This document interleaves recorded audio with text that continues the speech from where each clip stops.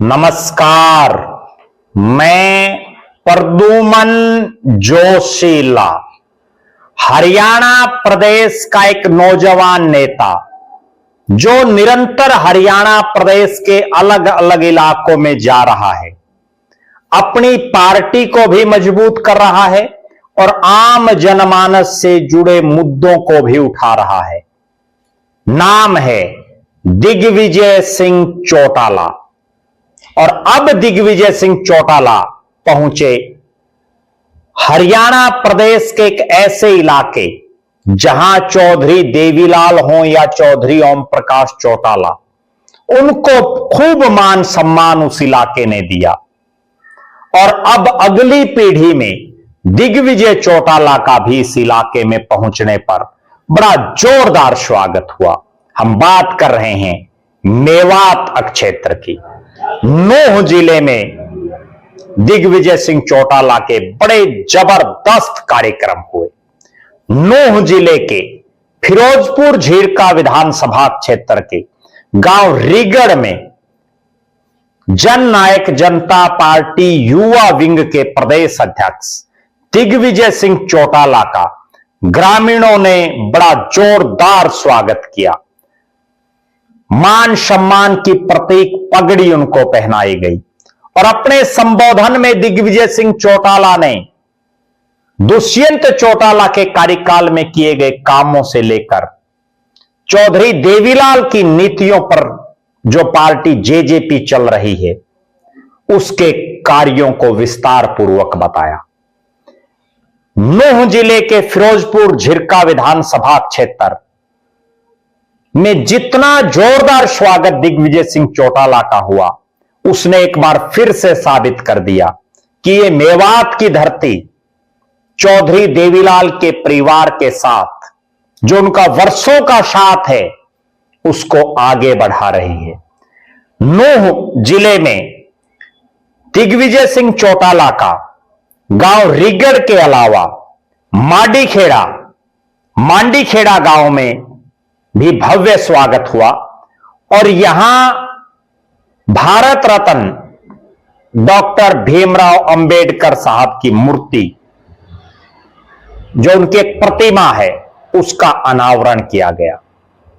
Bharat Ratna doctor बाबा भीमराव अंबेडकर की जयंती से पहले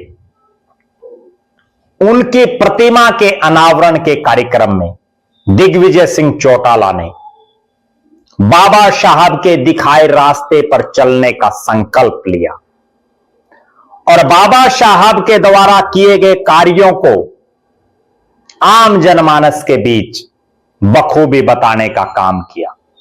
दिग्विजय सिंह चौटाला ने नूंह जिले के अलग अलग इलाकों में जा करके अपनी पार्टी की मजबूती का काम किया। वहीं पार्टी से जुड़े नेताओं के घरों में जाकर के उनका हाल चाल जाना। दिग्विजय सिंह चौटाला जिस तरह से पिछले 18 महीनों से, यानी 2024 के विधानसभा चुनाव के बाद से निरंतर प्रदेश के अलग अलग इलाकों में सक्रिय हैं, कभी वो युवा जोड़ो अभियान के तहत युवाओं को पार्टी से जोड़ते हैं, तो फिर युवा योद्धा सम्मेलन करते हैं।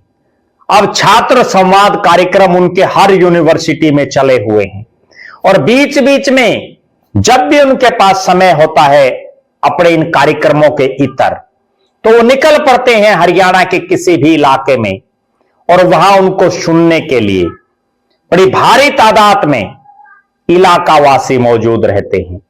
मेवात की धरती पर जिस तरह से भव्य स्वागत, जोरदार ढोल नगाड़ों के साथ जो स्वागत दिग्विजय सिंह चौटाला का हुआ, उससे ऐसा प्रतीत हो रहा है कि जननायक जनता पार्टी एक बार फिर से उसी रिदम, उसी लय पर पहुंच गई है जहां वो 2018 और 19 के दौर में थी।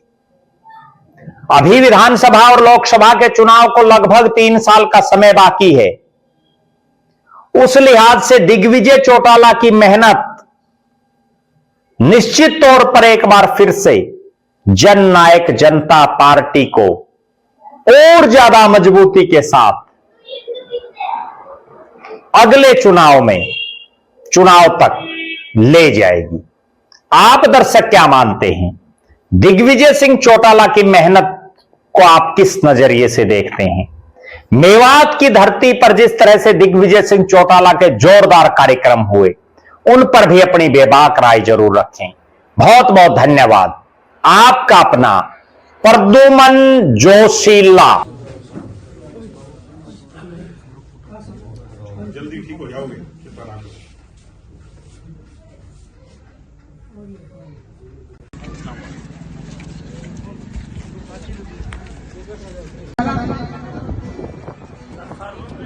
बाबा भीमराव अम्बेडकर की आपने जो कार्यक्रम करवाया उसके लिए मैं उनका आभारी शुक्रिया अदा करता हूँ। मेरे से पहले से साथ में सारी